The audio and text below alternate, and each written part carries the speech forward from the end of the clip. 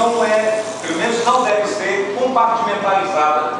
Nós somos um todo, para assim dizer.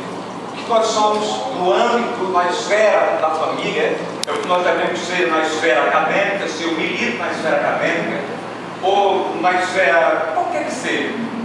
Então veja, o que eu preciso ter, em termos de consciência ética, em termos de espiritualidade, em termos do meu relacionamento com Deus, e em termos de cidadania, enfim, é o que deve caracterizar não apenas o homem que tem uma vida pública, mas o homem que desempenha qualquer outra função e milita em qualquer outra área. Então, em princípio, isso deve ficar bastante claro. A gente não deve ver de maneira ambígua, nem viver de maneira compartimentalizada, mas todo da nossa vida, em sua integralidade e inteireza, deve ser vivida como cristão, se nós somos cristãos.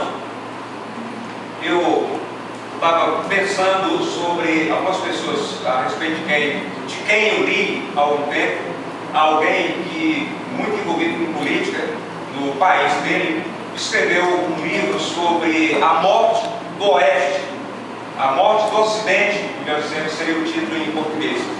E o que é interessante é que, embora essa pessoa tenha sido um dos antigos presidenciáveis dos Estados Unidos, ele entendia que a única saída do país dele seria um avivamento religioso. Esse cara é um político. Ele é alguém que milita na vida pública, militou na vida pública por vários anos, por várias décadas. No entanto, ele não pensou de maneira secularizada, ele não dissociou a concepção, a visão política dele da religião, da vida espiritual, da maneira como ele se relacionava com Deus.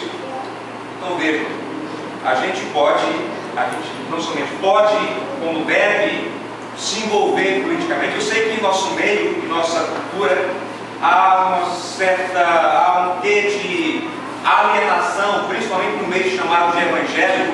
Normalmente as pessoas não pensam que podem se envolver em política. Não todo mundo, mas há aqueles que têm a vocação para a política. Eu seria, como meu amigo Roberval, enfim, alguém que tem vocação.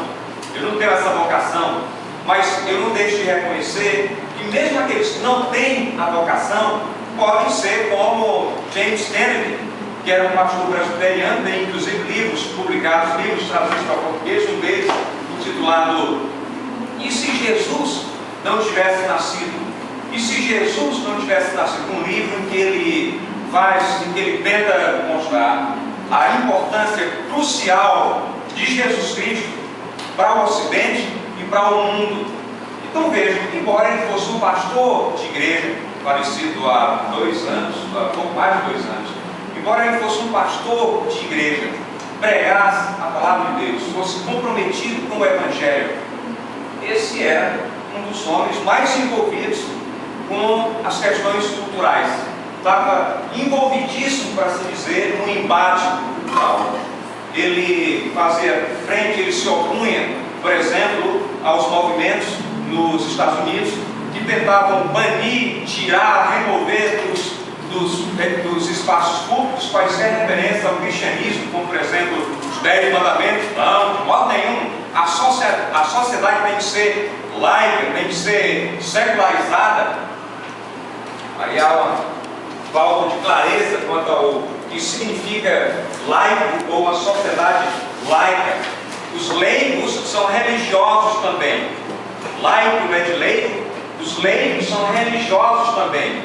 Eles podem não ser do clero, mas eles são religiosos. De forma que pretender ter uma sociedade laica, no mínimo, é uma incompreensão quanto ao que significa o termo laico.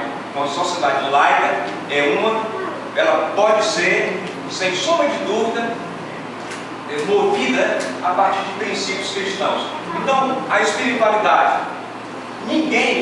às vezes as pessoas dizem, olha, não importa em que a pessoa acredita, não importa o que ela faça, ela vai desempenhar, vai exercer um cargo público, não importa o que a pessoa pense, contanto que que seja alguém que saiba administrar ou que saiba se conduzir no meio político. Eu não penso assim, não. Veja, remontando ao título de um dos melhores teólogos e pensadores da atualidade, R.C. Sproul, ele tem um livro intitulado As Ideias Têm Consequências. As ideias, quaisquer que sejam, elas têm consequências.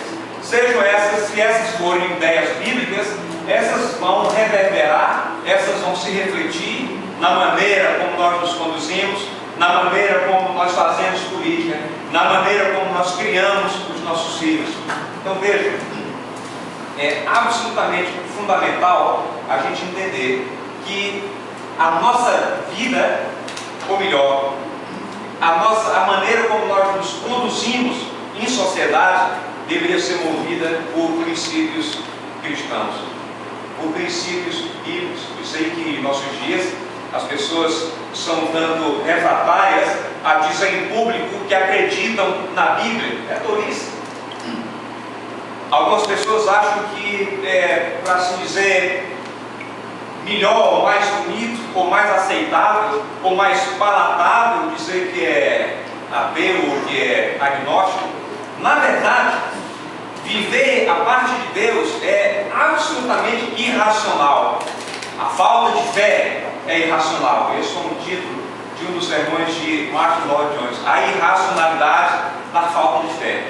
Por isso, em países como os Estados Unidos, por exemplo, há presbíteros, há diáconos, há membros de igreja, que são pessoas que creem na suficiência das Escrituras, que creem, que pregam o Evangelho da graça, e no entanto estão lá. Eles não transigem, eles não precisam contemporizar, ceder quanto aos seus valores, mas, enfim, eles se entendem como sal da terra, como luz do mundo. Agora, veja, quanto à questão da ética, e o bispo Robson, nesse particular, enfim, lançou vários alertas, por assim dizer, sempre podia falando sobre a falta de ética na